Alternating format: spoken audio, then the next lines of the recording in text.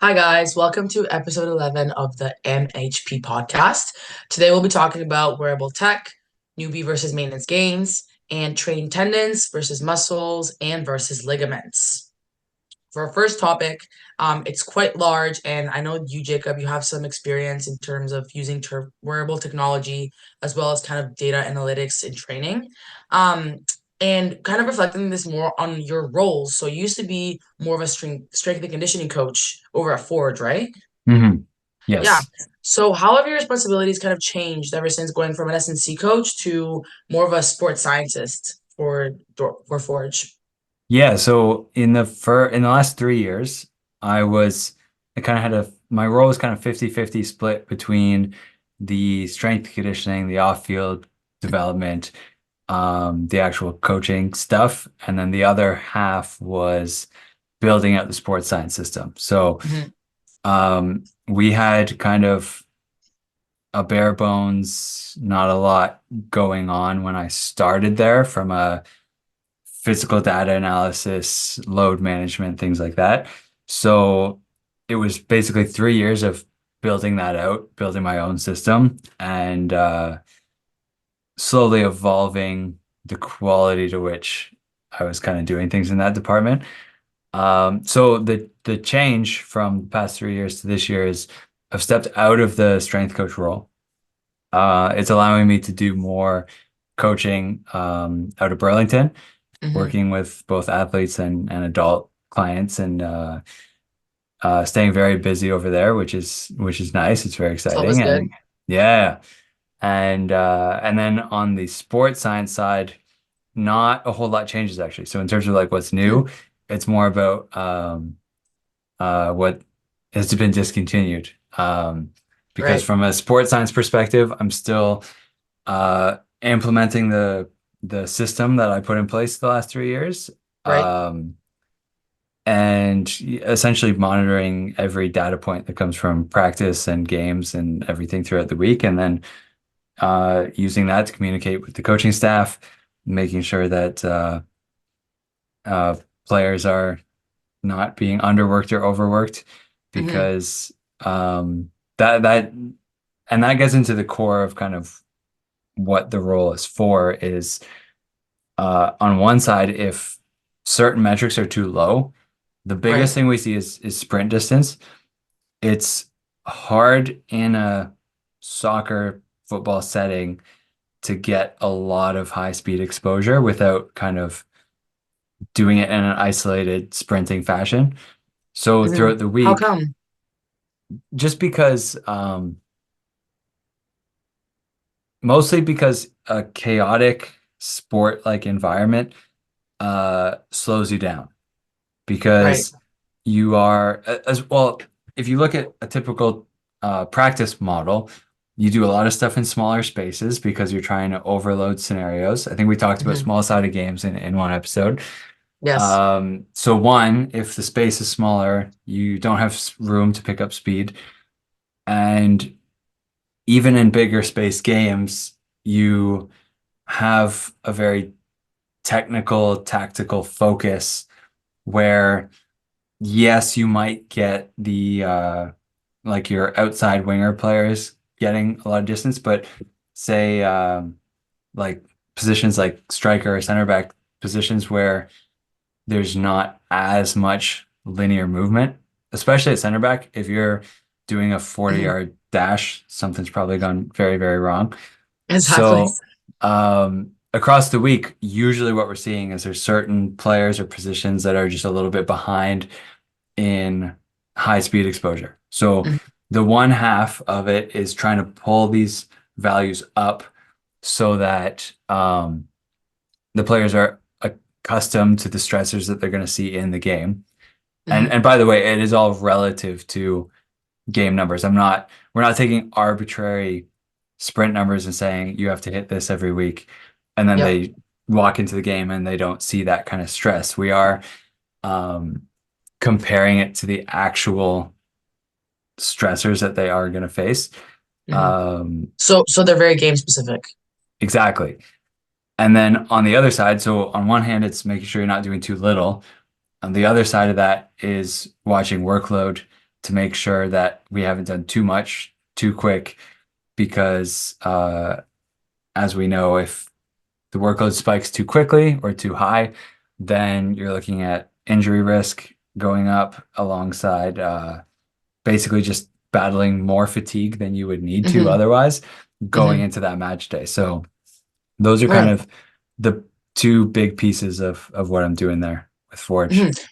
Yeah, and I know that you mentioned that you kind of look at measures and how they change and fluctuate. More specifically, what type of measures do you actually care about specifically? Yeah, so the main ones that we look at Hmm. are total distance covered, distance Okay. across different velocities. So we have sprint distance is anything over 75% of the player's top speed. Okay. And then what we call high intensity run distance is everything under sprint distance, but over 60%. Okay. So those are kind of the two bands we look at the most. We're looking at kind of the jogging distance and the lower intensity stuff too as a kind of ratio of what the total distance is made up of. But Hmm. mainly we're looking at those higher speed um, distance metrics. And then alongside that, we're looking at top speed because it's one thing if you're just scratching, 76, 77% of your Hmm. top speed to get that distance accumulated. And Hmm. it's another thing to get exposed to 90 plus percent of your top speed because that's where you deal with implications with hamstring injury risk. If you've cruised at under 80% top speed Hmm. for 1, 2, 3 weeks in a row, and then you're forced to chase a ball down at a 95, 100%, um, that's where you see hamstrings go and, Yeah. Achilles. And there's these high speed running, especially maximal speed running, is a very Hmm. unique stress. And if you're not exposed to it, things go wrong. So So, that's kind of why you want to also practice in the same conditions and parameters that are related to the game. I think we talked about it like a few episodes ago, how the best type of training you can get is sport specific training. mhm. Also, because I assume like if you do train, as you're saying, in the 70s, and then, yeah, as you said, you have to chase a ball down or you have to chase somebody down, that's, I think, probably one of the pieces that a lot of people forget about where injuries can appear, not just because somebody didn't cool down or didn't warm up properly. So that's interesting Yeah, so that is true. I would say the caveat to that is, um, like we were just saying, sometimes those game situations, it could be hard to replicate. the chance of getting that top speed run is a little bit lower. So Yeah. that's where getting your game specific conditioning and then Hmm. also doing some high speed running, some max effort sprinting, that's going to kind of round out your conditioning model. So Yeah. as far as the metrics go, total distance covered across these speed zones, the top speed, and then we're also looking at number of accelerations and Hmm. decelerations because there's a lot of joint and muscular stress that happens in those moments of pushing off to accelerate and then Right. hitting the brakes. So those are kind of the metrics that we're looking at, not only the total in terms of how much, but Hmm. also how much they're changing Hmm. and essentially what our current week looks like compared to what the player's been exposed to over the last month. Um, So it's a lot of comparing and contrasting. it's a lot of math. Yeah. And kind of looking at the bigger picture, in what ways has the integration of wearable technology as well as data analytics transformed the landscape of SNC? And what are the future potential implications that you see when we talk about like athletic performance, injury prevention, as you just mentioned, as well as just coaching methodologies? Yeah, the biggest thing, the overarching uh, theme is Hmm. trying to take away the amount of guesses that you have to make.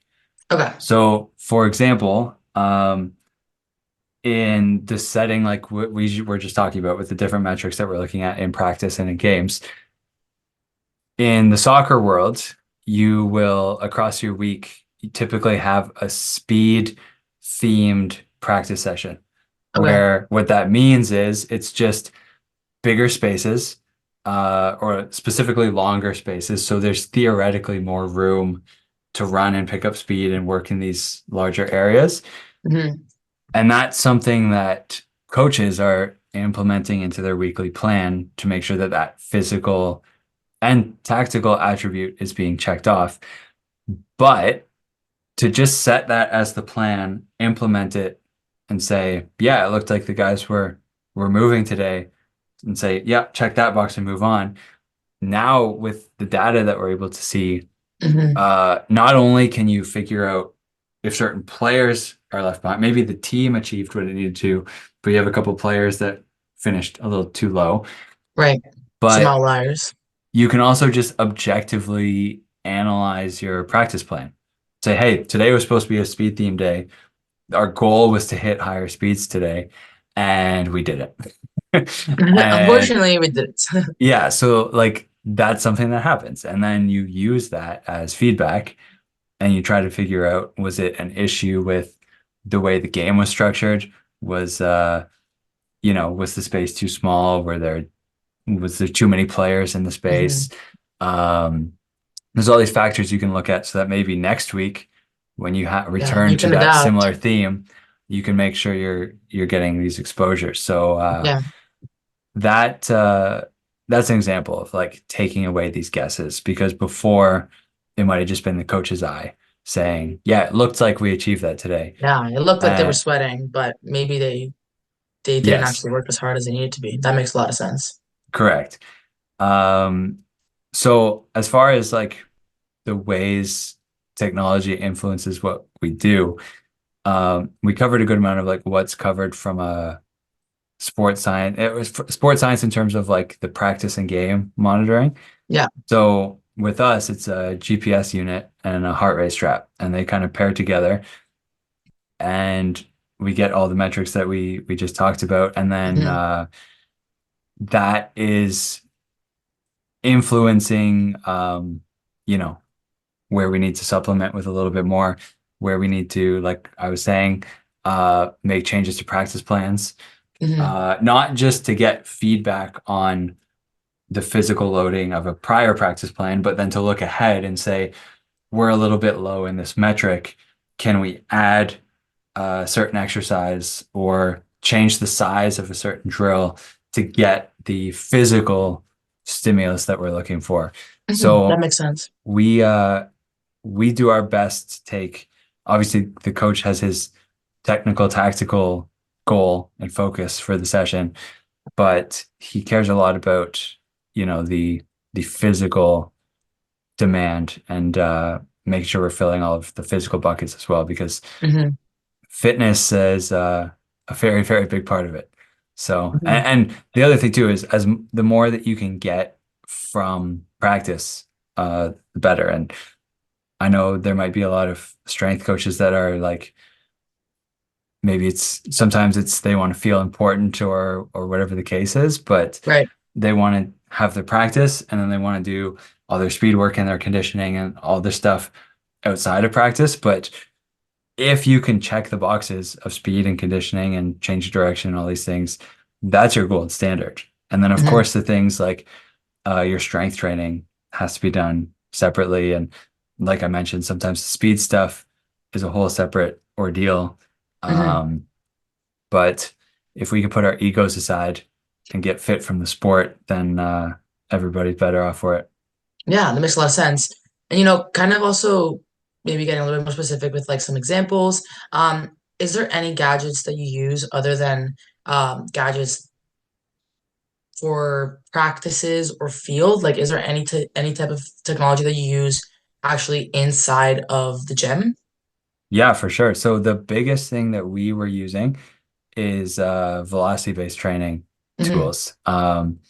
So essentially we had the brand we had was called eNode, and it's Okay. just this I know at McMaster I think they're still using push bands.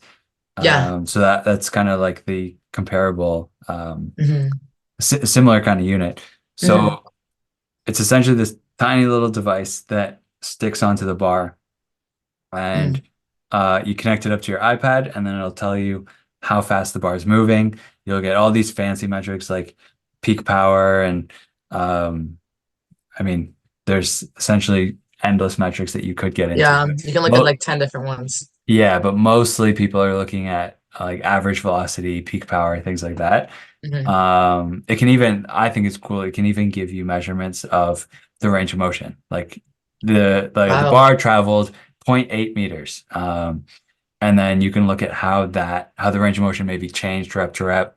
And you get all these Yeah, with again, like fatigue and exertion. right. So Hmm. in the essence of taking away guesses, whereas maybe the eye test was like, oh yeah, all 5 reps look the same. And then you look at the app, it's like, oh, range of motion actually just declined across every single rep. And it might have So been then a that's not as efficient then as just completing every single rep with the full range of motion. right, or it could give you feedback that the weight was inappropriate or whatever. But Exactly. Yes. I think the biggest thing is looking at the velocity. Um, Hmm. Yeah. How it do you guys use that? Yeah, so one thing I like to do, because some people are big percentage-based training advocates where it's like we're going to test your 1 rep max and then Hmm. all your programs are some percentage of that 1 rep max. And I'll tell Yep. you this, that is not something I've ever done in my career one time That's because, controversial. because in an athletic setting, Hmm. to actually test the 1 rep max, or even like I have done like a 3 or 5 rep max before where then you can get a good estimate of the 1 rep max. Yeah, it And that's takes time though, because then you also have to ensure the rest periods, and then you have to redo it another day if you don't get it within that range. yeah, doing Yeah. 3 to 5 rep maxes is a safer way to go about it. But again, you need to dedicate a day where the Yeah. whole team is going to max out on all these exercises. Yeah. Which is Um, like 10, 15 players. yep. And It's a you lot of have to time. allocate being able to recover from that. There's all these things. It's like it's never felt ideal. Yeah. So, That makes sense. but the thing is, doing all that testing allows you to say, okay, we're gonna do this lift at 80% of your max, and then you get an idea of the intensity that you're working at. But with velocity-based training, you can set a velocity goal. And Hmm. for example, if your velocity was set to 0 0.5, for Okay. example, that is a range where you are working at a very heavy load, like 85 plus percent. Hmm. Um, so if a player gets into like a trap bar deadlift or something, lifts it and it moves at zero point 0.5, then you know that was very close to their max. You're looking at that 85 plus percent. Hmm. And therefore, congrats if strength was the focus for that day, you're definitely achieving it. Um, the caveat to that is like assuming the player moved it as fast as they could. Right. Um, With their best effort. yeah, and that's where, Hmm. we talked about guesses. It's a little bit of a Yeah. guess, That's a but little subjective. Yeah. it's also usually kind of easy to see.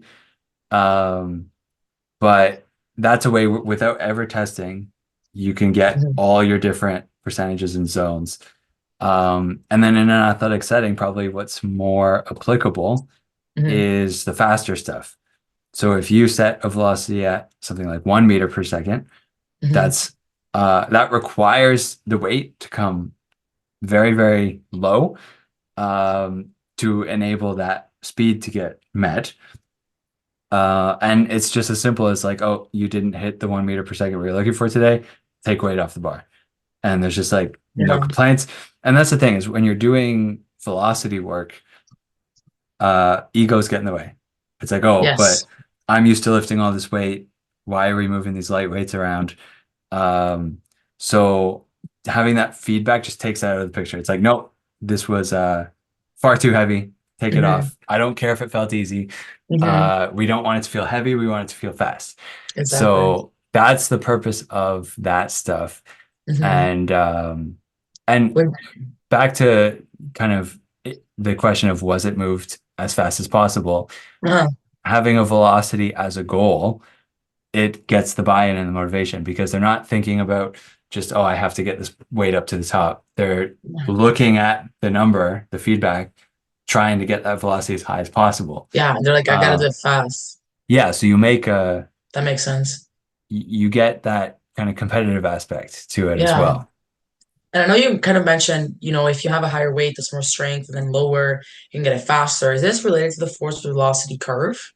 Ah, that's right. So we talked about this not too long ago, and Yes, yeah, we we did. were talking about how as the force or the load that you use increases, the velocity is going to go down, Yep. and you have this whole spectrum between what's essentially very, very low velocity, high force, and then Mhm. very high velocity but low external load. Right. And it's very important that you're getting a stimulus across the whole spectrum. You don't Hmm. just want to be high force and high velocity. There's benefit to all the in-betweens as well. So Right. having this velocity feedback allows you to actually make sure you're checking those boxes. You can say one day you're at zero point 0.5 in a strength-based focus.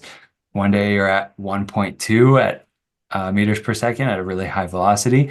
And Hmm. then you're also working all the in-betweens, the 0.75s and the zero point 0.9. And um, if you're doing that, then you know you are surfing that force velocity curve like we talk about. Yeah. And it seems as if all this information is kind of really helpful when you're actually, in the gym or in the field. How about after? Does it help you at all with recovery monitoring? Or is it not really useful? There's a few things that are good. I haven't used a ton of it other than, well, Hmm. I'll get into it. So the there's simple things like just a recovery kind of monitoring. Yeah. There's some like the Apple Watch will give you like will track sleep and tell you sleep duration and quality, things like that. There's things like the Whoop band, which get a little more advanced into giving you um, recovery scores and things that tie in a little bit more metrics. Right. But that can be very helpful, not so much in terms of like performance feedback, because we talked about Hmm. like the nocebo before and how Yeah. um, if your watch tells you your readiness is tanked, then you could actually perform worse because you're expecting to perform worse.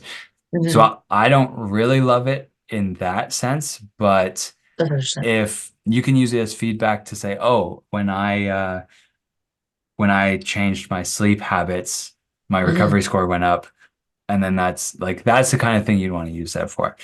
Okay, I see. Um, on the flip side, in terms of sort of fatigue measurement, Hmm. we were using like a readiness score, which Hmm. we were actually able to use. I don't know if the push band does it, but our eNode velocity-based training tool was able to measure jump height. Oh, wow. So what we would do is take the same tool we'd use for the lifting, put it on a dowel, and then do a triple jump with the sensor on the back. Um, we were tracking the jump height as along with what's called RSI or the reactive strength index. Hmm. So that was, by the way, the reactive strength index is essentially your jump height divided by how long it took you to get off the ground. Um, so if you jump really high, but you spent a whole second loading up on the ground to push off, you're not going to get a good RSI score. So I always explained it like it's essentially a measure of how springy you are on that day. Hmm. That's awesome. And because it's such an elastic test or measurement, we were using it as basically a fatigue score. Um, so Hmm. we were tracking changes in that. We were doing a test 2 days after the game and Hmm. then one day before the next game. So we're doing it twice a week and looking at essentially changes in fatigue and performance like that.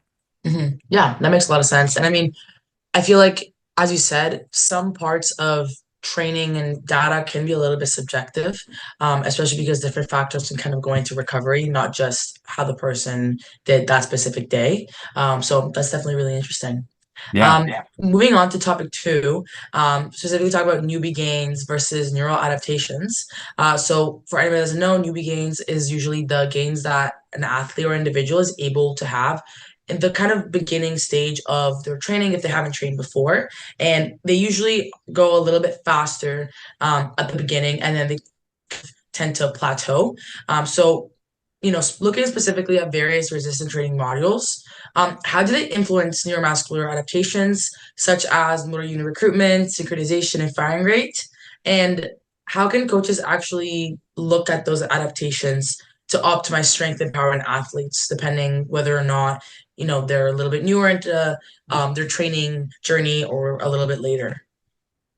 Yeah, so a lot of the change that you see over the first few weeks or months of a training period, especially if it's someone that's brand new to training or spent a really long time away from it, Right. is not actually physiological changes to the muscle. You're getting a Hmm. lot of things like coordination improving, the ability to, like you said, with like the motor unit recruitment, like how hard can your nervous system fire in the specific pattern? Hmm. And what you get is all these development and improvements that are made in terms of Uh-huh. the way that you can move and the speed that you can do things before a lot of actual muscular change has been made. So um, it's the reason that you want to kind of take things a little bit slower in the first phases of a program because Hmm. you're not actually trying to find someone's maximal output or because like the patterns are still being learned. Right.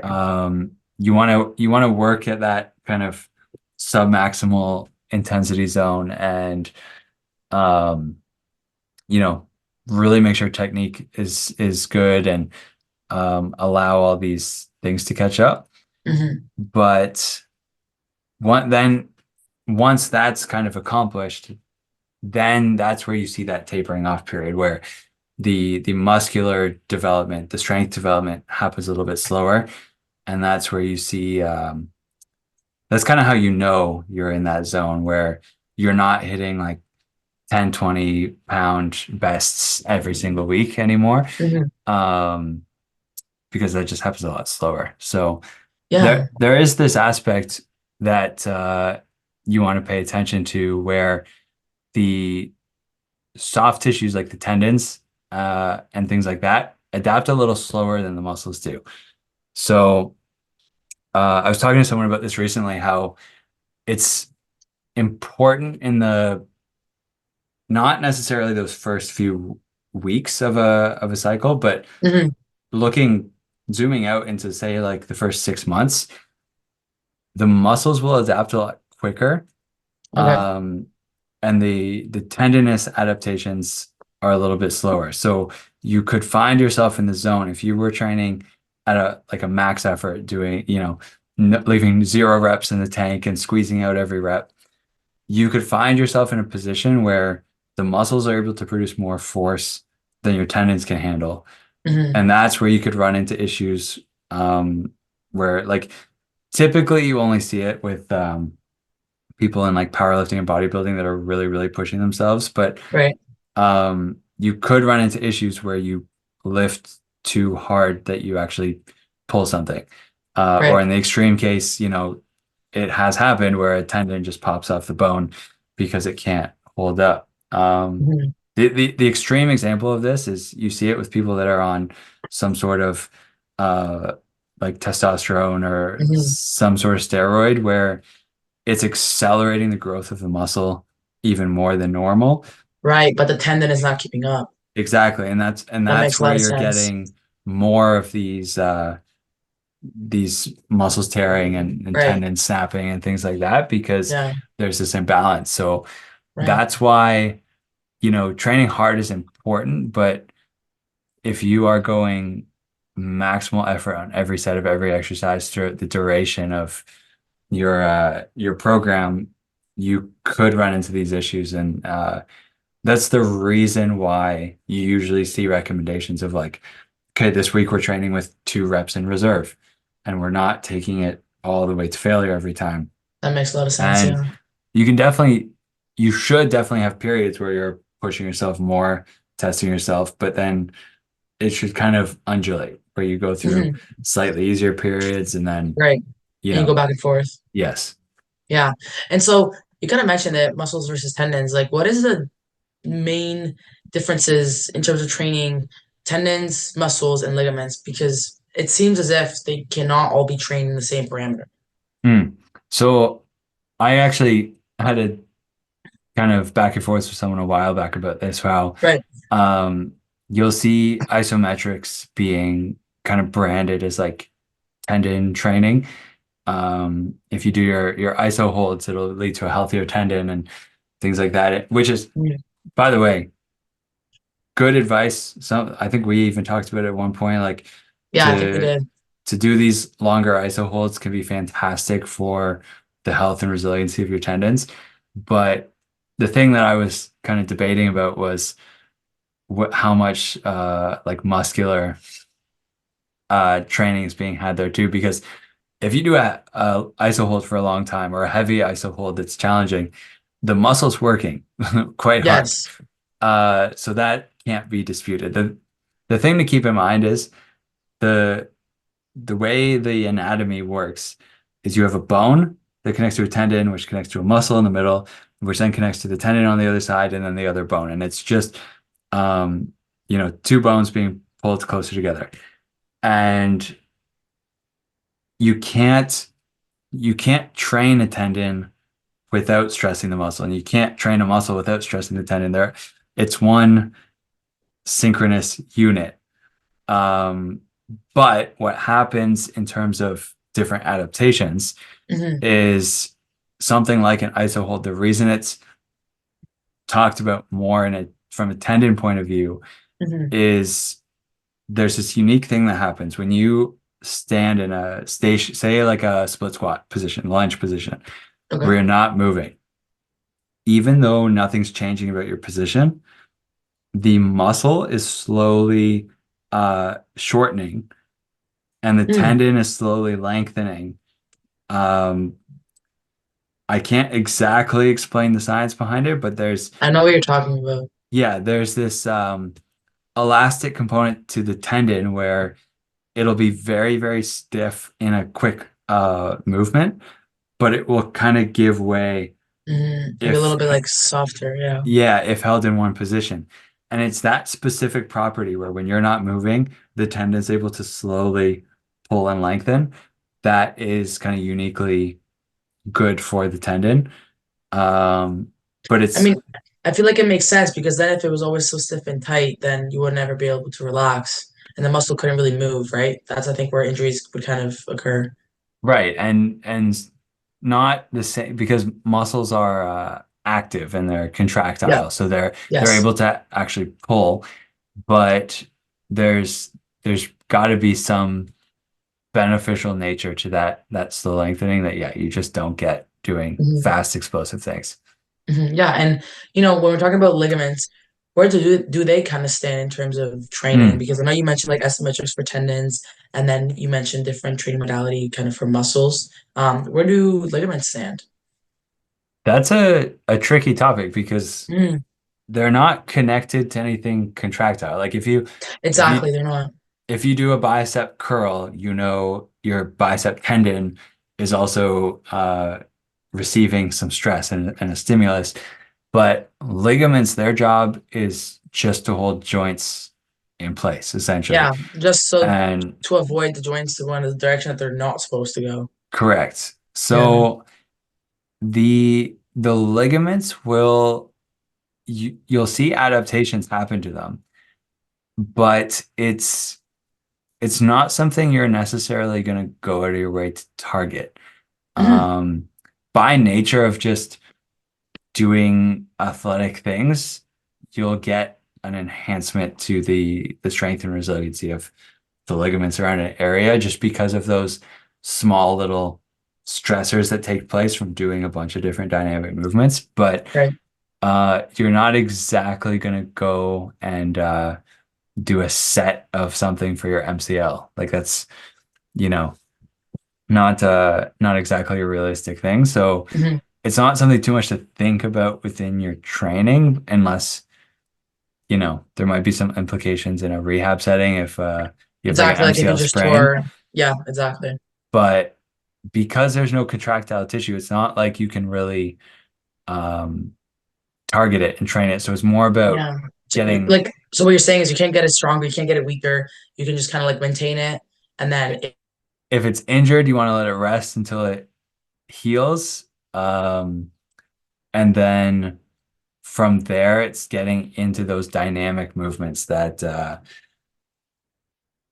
going to stress it slowly so that it can build up its strength.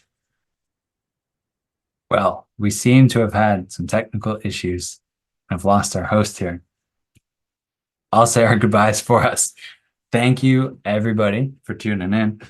This was a fun one. We will be back next week with more. See you later.